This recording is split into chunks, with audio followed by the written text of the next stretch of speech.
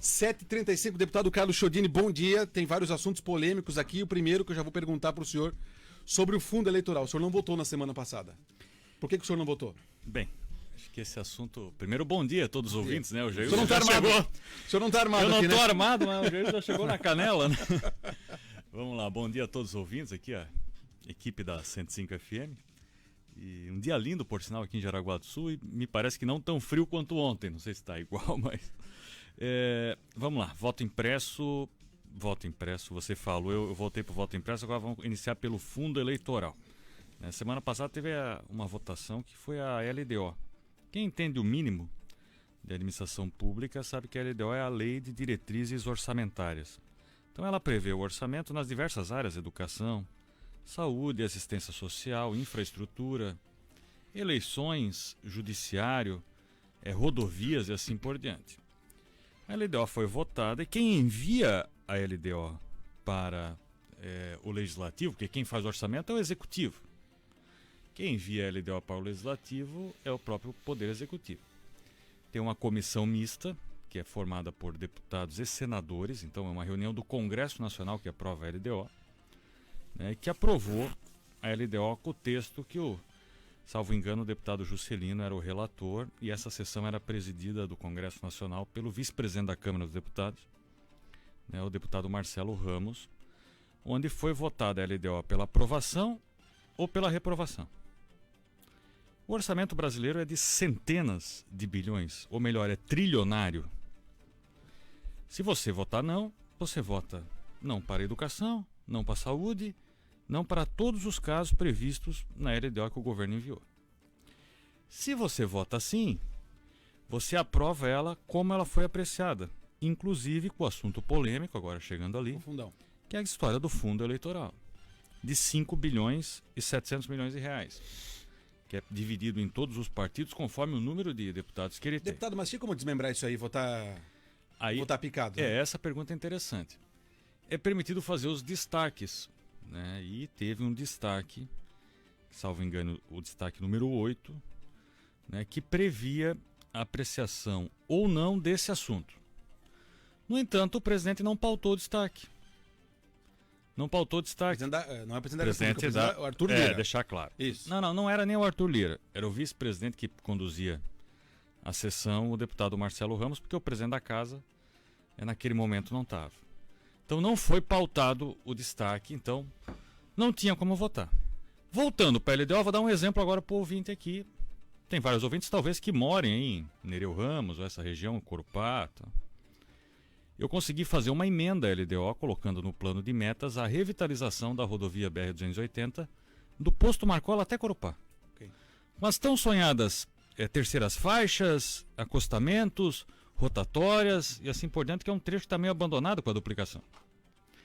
Se eu fosse lá e votasse não contra o texto todo, estaria votando contra a minha emenda, contra Jaraguá do Sul, contra Corupá. Então, eu preferi não votar.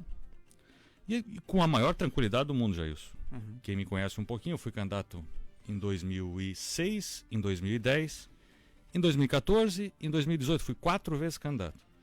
Se tiver 1 centavo do fundo eleitoral nas minhas contas,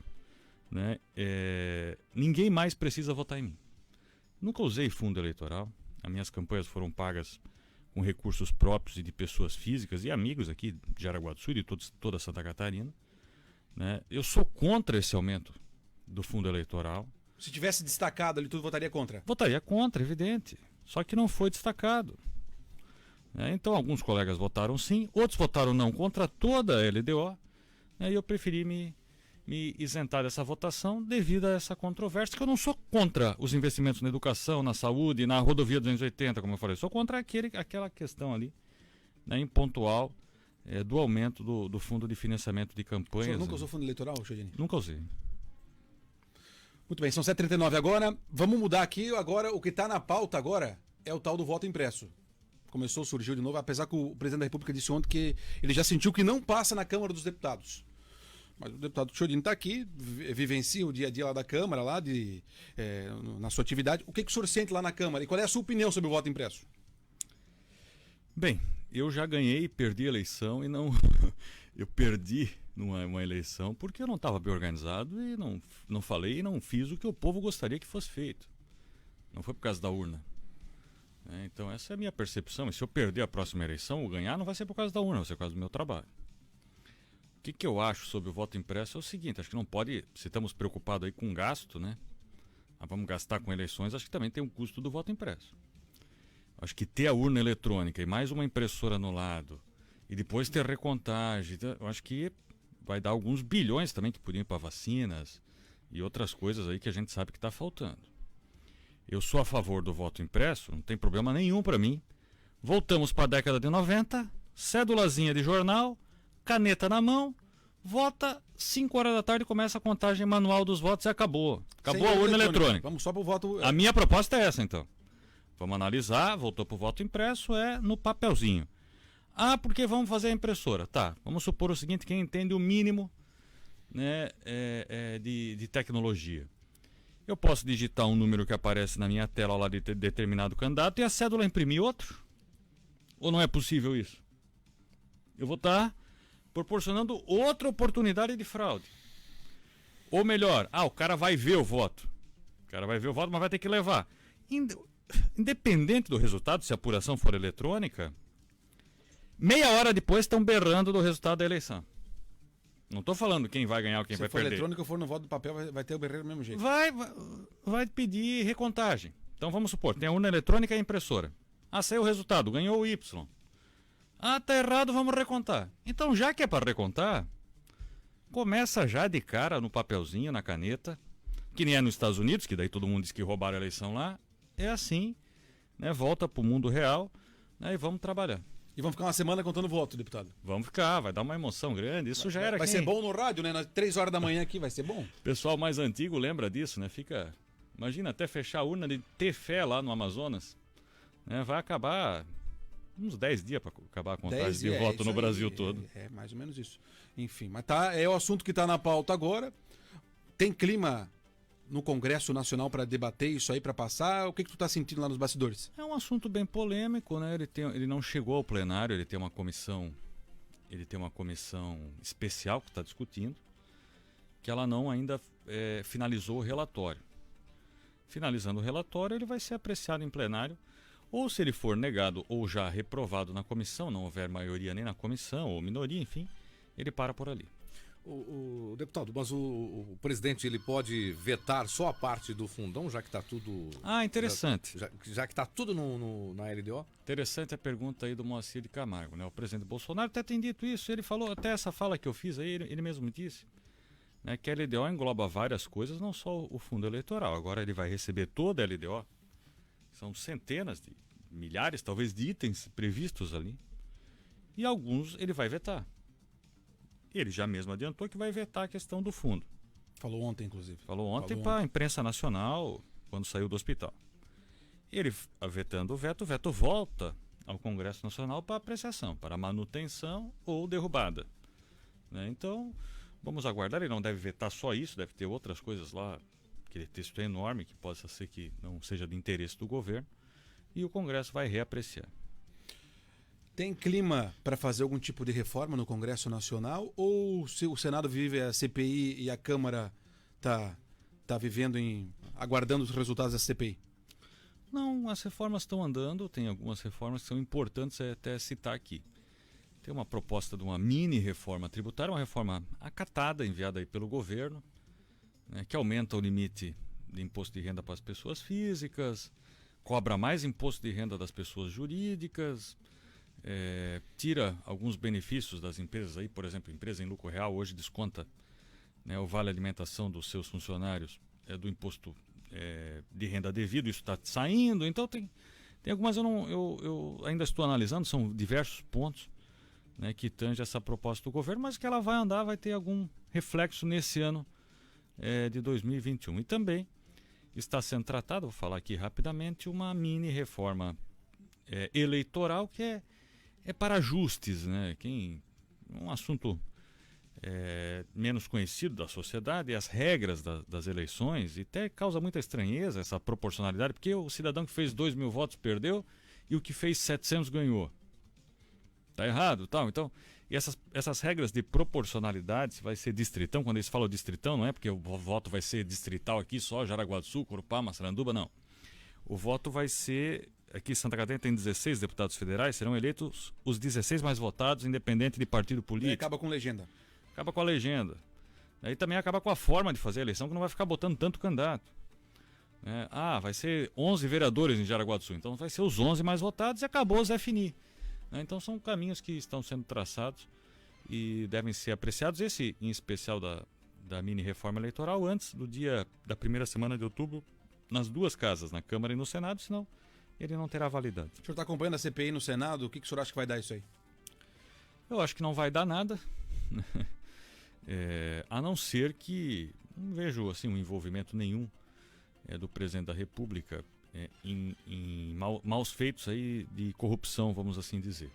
No entanto, pode dar para outras pessoas que estejam envolvidas e que for provado que houve aí fraude ou tentativa de fraude ou roubo na compra de vacinas e outros equipamentos e produtos aí do combate ao Covid, né? Então, tem muita água para rolar, está bem distante da Câmara a questão da CPI, mas toma conta aí da discussão nacional. Está no noticiário direto, né?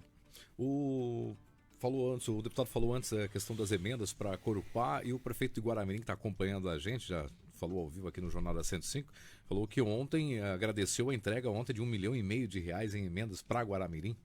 Sim, Guaramirim sempre tem tido um destaque especial aí na nossa atuação. Ontem ainda estive lá visitando o prefeito, o professor Chiodini, né?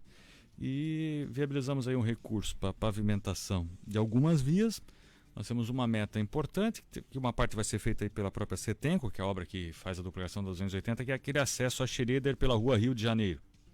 Há muito tempo, Xereder complementou a pavimentação do lado de Xereder, que é lá o Xereder 1, 2, 3 lá, e ficou o lado de cá sem ser pavimentado. Então, nós estamos batalhando esse recurso, mais a estrada Palmital, que liga a 280 até a Caixa d'Água, e algumas outras vias urbanas lá do município de Guaramirim. Outro questionamento também que o pessoal tem feito aqui, deputado, é sobre agora essa discussão que tem também na Câmara sobre o próprio presidente da Câmara, Arthur Lira, sobre o semipresidencialismo. Tem muita gente pedindo, questionando o que é isso e se realmente isso é possível ou viável no Brasil.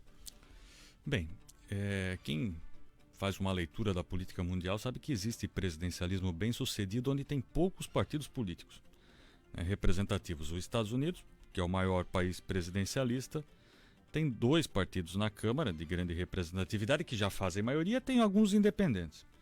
Vamos sair dos Estados Unidos, vamos para o Paraguai aqui do lado, né, que tem aí o Partido Colorado, Blanco,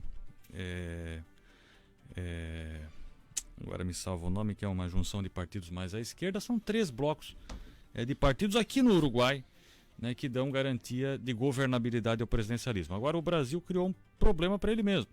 Nós temos 30 e tantos partidos representados na Câmara dos Deputados no modelo presidencialista. Isso dá muita ginástica, né, para o nosso presidente, para qualquer presidente de plantão, né, conversar com essa turma toda. Então, na minha opinião, nós temos que ou diminuir o número de partidos políticos, uma cláusula de barreira, mantendo quem de fato representa a sociedade, né, ou partir para algo. Mas essa história de semi é muito complicado, né? Ou é presidencialista ou é parlamentarista, né? Semi, o cara não é nenhuma coisa nem outra. Acho que isso a gente já vive mais ou menos hoje em dia. Vice. Acho que isso a gente já vive hoje mais ou menos aí, como todos os presidentes que passaram, não diferente de agora, são reféns aí também das atividades legislativas. Patrícia Moraes, alguma pergunta? Patrícia está escrevendo aí, eu acho que está redigindo o texto da entrevista já. Alguma pergunta, não? Microfone. 7h49. Eu tenho interesse em saber se o distritão, né? Ele não. Você falava agora há pouco do problema que o Brasil vive com essa montoeira de partido. E se o distritão ele não vai enfraquecer os partidos e fortalecer a imagem pessoal de cada político, né? Bem, eu entendo que o distritão vai proporcionar 2 coisas, né? O distritão, até o ouvinte que chegou agora, para quem o nome é complicado, mas o distritão é o seguinte: é tornar majoritária a eleição de deputado e vereadores. Então os mais votados vão entrar. Hoje, um partido, para eleger mais candidatos, ele monta uma chave, vamos supor, Santa Catarina. Santa Catarina tem 40 deputados estaduais. Então a lei autoriza ou permite que o partido tenha 60 candidatos. Então esses 30 partidos, Jailson, todos eles querem botar 60 candidatos. E fica um exagero de candidato, muitas vezes, muitos candidatos não representativos, que acabam prejudicando a representação regional. Determinado partido não tem história ou trabalho nenhum aqui em Jaraguá do Sul.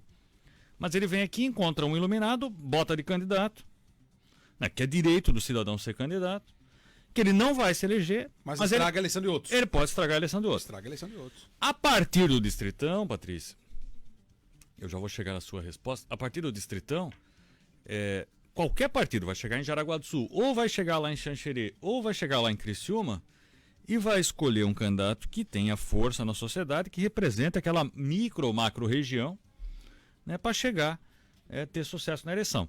O que eu quero dizer com isso? O meu partido, o MDB, em vez de ter 60 candidatos, hoje ele tem 10 deputados estaduais, eu creio que ele vai botar 15 ou 20 candidatos, vai ter menos candidatos, bem distribuídos durante o país. Outra coisa que prevê a proposta da relatora Renata Abreu, ainda em tempo de citar, hoje eu tenho que ter uma obrigatoriedade, né, qualquer partido, de botar 30% dos candidatos mulheres, Jailson, sem espaço de representação. Essa proposta prevê o seguinte: você não é obrigado a botar 30% de candidatos mulheres, mas no mínimo 15% das vagas serão para mulheres. Então aqui na Assembleia de Santa Catarina, 6 mulheres no mínimo serão deputadas estaduais, que já é o número que tem hoje, coincidentemente, na eleição proporcional. Então ele vai dar uma garantia mínima. Agora, se as mulheres tiverem melhor desempenho, ao passar dos anos haja maior participação da mulher na política eleitoral, vai ter mais espaço para estar concorrendo. Agora, 7h52, vou fazer a Patrícia, última, posso? Deputado, você tem acompanhado o prefeito de Jaraguá do Sul, Antídio Lunelli, pelas viagens que ele fez ao estado. Recentemente ele se licenciou e viajou pelo oeste também. E você também foi um dos responsáveis, um dos principais responsáveis pela filiação dele ao MDB, depois pela candidatura dele à prefeitura e agora pela possível candidatura dele ao governo do estado. A gente quer saber como é que está esse cenário dentro do MDB, que ia ter prévia, não tem data. Como é que o senhor enxerga isso? Primeiro, deixar claro para o ouvinte aí que a receptividade que nós temos tido aí em todo o estado de Santa Catarina é muito boa. Nós fomos aí para o meio oeste, para o Planalto Serrano, que é a região ali de Lages. Fomos a Caçadora, Curitibanos, a Joaçaba, Concórdia, Xanxerê. Andamos o oeste, todo o sul de Santa Catarina, o Vale do Itajaí, que eu vou hoje novamente percorrer. Fomos muito bem recebidos, há uma adesão voluntária, orgânica, né, à campanha, a pré-campanha, podemos assim dizer, eu estou falando intrapartidariamente, do Antídio Lunelli, como um nome que brota naturalmente como um pré-candidato a governador de Santa Catarina.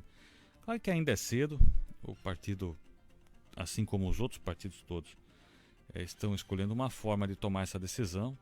Em certo momento tinha sido marcada essa decisão para o dia 15 de agosto, mas várias pessoas entenderam que era muito cedo o dia 15 de agosto, que eu acho também que pode ser, veio mais uma onda do Covid-19, isso paralisou um tempo as andanças, né? Então está aguardando uma nova reunião do diretório do MDB de Santa Catarina para marcar essa data.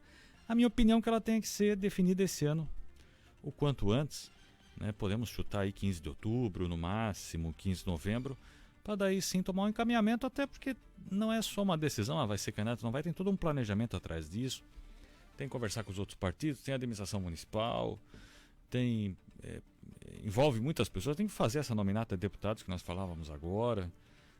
É uma caminhada, quem acompanha de perto a política sabe a dificuldade que é essas construções para fazer uma candidatura com viabilidades e chances reais de obter vitória.